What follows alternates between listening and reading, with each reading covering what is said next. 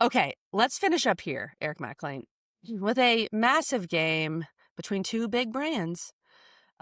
We'll see if Florida State can hang around. Florida State hosting number 8 Alabama, 3:30 p.m. on ABC. Bama's a 13.5-point favorite in the newly renovated, beautiful stadium that Florida State's going to put out there with the brand new field that I saw a bunch about on Twitter. I think this atmosphere is going to be electric and going to be awesome. Maybe they were wishing for a night game, but 3:30, it's still fine. You know, the last time Bama and Florida State played, Mac, do you remember? Yeah, it was not good. It was not good. It was 2017. It was DeAndre Francois' leg was separated from his body. So that was a problem. But obviously, I mean, people bring that up. That was so long ago, Mac. Like, these players were what? I mean, some of them were like 10 years old. Weren't even born yet. I don't think it matters at all. I'm just so curious with this game. Bama, of course, I think the pressure is on Bama. Now, you are at home, Florida State. Like, you cannot look like your 2-10 self from last year. And I don't think they will. But the pressure's on Bama to win the game. The pressure's on Kalen DeBoer this year. I mean, you can feel the seat. And look, dude, you chose to replace Nick Saban. I would never do that, but you did it. So good luck. So I think the pressure's there. And the big thing I'm curious about with Florida State, Gus Malzahn being able to completely focus on just calling plays and crafting this offense. What does it look like? It's obviously going to be so much better than last year. Right. But can they throw some wrinkles at Bama early? Right. Get that stadium going? Tommy using his legs, some of these new exciting wide receivers that they have. Like, that's what I'm really curious about. How can Florida State show us some really good offensive life in the first half, and then maybe we have a game? Yeah, and I think how do you do that, right? You know, when you say wrinkles, like, I do not want to see a bunch of tricky stuff. Sure. Like, no, I want I to see hear you you, but executing. I still want to see some creativity. I think you need some creativity against this massive Bama D-line. Sure. But also, you know, that's what I would probably expect if I was Bama. And it's going to be a turnover, pick six, like, over if that happens. Like, if you're doing reverse passes down the field, post over top. I understand what you're saying. Over. And so line up and play. Let me see. You know, I want to see what this running attack can be. You know, obviously Rondell Williams from there, like, he's very familiar with Alabama. You've got a guy in Cam Davis that I think is a really good player. Then you've got a young freshman that everybody is just really excited about. On top of Jaden Lucas, like, there's some opportunity here, I think. And so can your newer offensive line, get a hat in a hat, get to the second level, and let's go to work. But also, you have the legs of Tommy Castellanos. And we know if there's a kryptonite for a big, strong defense, it's a mobile quarterback that makes you play 11 on 11 and really gets you dialed in there. I'm excited to see what Deuce can do. You know, the mismatch nightmare. Do they move? Now that's where we can see creativity. Yeah. Is he lined up as a three back and then motions out to the wide receiver? Does he move all around? Like, how are we getting him the ball?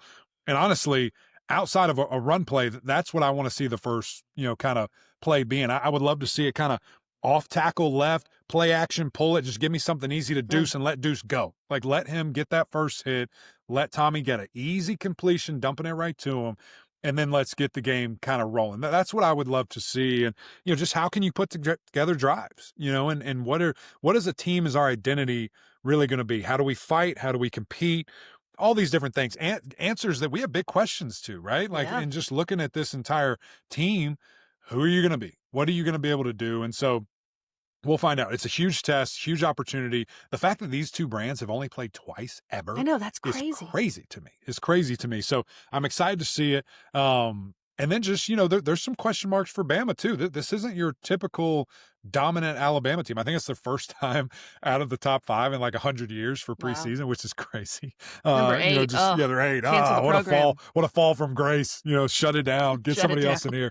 You know, but they're going to be hungry too, right? Like, they were left out of the college football playoff, thought that they should be in. A lot of naysayers. They put out a hype video, Alabama did the other day, of a lot of voices saying, like, it's over, dynasty's dead, So they're feeling that. They really are. And, you know, you've got a new quarterback in Ty Simpson, former 5-star, that's been waiting. Like, he's a redshirt junior. That dude's been there 4 years, waiting his turn, or going on 4 years. And what does that look like? You know, there's clearly a reason he wasn't playing, but now that it's his turn, is he ready to go? And he's got a massive offensive line. Like, It's going to be interesting. It's going to be really interesting to see what the just the competition in this game looks like. Yeah. It's interesting, the quarterback situation. So different. And I love that. I love that Ty Simpson stayed because he wants Yeah. to be the quarterback at Yeah. Alabama. Right. And, there aren't many opportunities better than that. And then you've got Castellanos on his third school, and which is, again, fine. It's where we are. But he's seen a lot. He's started a lot of games. Like, he's been in a lot of adverse situations, which Simpson hasn't really been in. Correct. Mac, we should probably mention the best player on the field is going to be probably a kid named Ryan Williams, who is a problem. I'm curious to see this Florida State defense, which, wasn't always the problem last year. Like, let's be honest. How do you slow a guy like that down? Because he's electric. He can be a game breaker, X factor. If he's able to get a massive touchdown early or something, that can be a bit deflating, or more than a bit deflating. So he's, of course, someone that you're watching. And then, Mac, we always talk about this with Bama, but it's still kind of true when you look at their losses last year. Mobile quarterbacks. Right. Diego Pavia at Vanderbilt, of course. Nico at Tennessee. And then they lost to Oklahoma in that crazy game. They had a bunch of injuries. Shout out Zach Alley. Zach Alley dominated those boys. But Jackson Arnold was mobile in that game. So that part's also interesting. And that's why I hear you. It doesn't need to be gimmicky for Florida State. But I do think, like we've seen with Bama, with these massive D lines and these massive defenses, you've got to see some creativity. You've got to see some wrinkles. Like, don't hold anything back is kind of my point. Sure. No question. And be confident, in your preparation. And, Gus is obviously very familiar with these guys and the things that, he's going to do. So he's not worried. And I do have to correct you though. You said best player on the field. And you said Ryan Williams, which that's a good answer, but the best player is Caden Proctor. Like, come on. Offensive lineman. Don't get it twisted. All right. We can throw the ball to him too if we want to, if Alabama wants to do that. But no, there's a lot of star power on this Bama team. And you're talking about maybe most electric player on the field, Ryan Williams. Well, I don't know. You see a big 330 guy sprinting downfield. That's pretty electric. Okay, there's nothing more electric than good O-line play, man. Yeah, exactly. You know the vibes. They've got a pretty good defensive end too, in LT Overton. Got to know where that guy is. Find out with 22. A lot of dudes, pretty big, like 6'6", 275. Just figure out where he is, FSU. I would pay attention to that. This is a big number. As you mentioned, I think it is 13.5, 14 points. That's what I'm seeing right now, 13.5. Until proven otherwise, you gotta roll with the tide, which gross. Ugh. Yeah. You're right. Like I think that's the smart play, especially for a team like with Florida State. You and I talked about this off air, but I'm very curious if Bama gets off to a quick start, or let's say at some point Bama's up 10 or even more. Where's the locker room? Oh, sure. Okay. I didn't know where you're going with that. I Flushing thought you might 2 and 10. I know. Like, it didn't happen. I'm just being real. Like, that's hard. And I know they brought in a lot of new guys. I get that. Here are 2 numbers to know, Mac. This is from our great intern, Nick.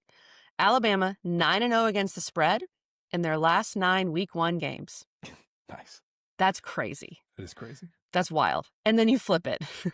Florida State, 1-8 against the spread in their last 9 games played in August. So generally their first game of the season. I mean, I think you have to, like you said, you got to take Bama to cover until proven otherwise. But I mean, the fact, if this game was in Tuscaloosa or even in Atlanta, who knows what the spread would be. I think that the home field and all of this excitement can be a factor. It needs to be. Yeah. If Florida State wants to really hang around. And Knowles, you got to bring it. Knowles fans, you got to bring it. You got to help be that 12th man. You got to help be an external factor. Pack that thing out, which I know it's sold out. Hopefully it's not a lot of Bama fans. You've got to bring the noise and try to confuse this new quarterback, all these different things. We'll see. We'll see. Don't feel great about it, but we'll see.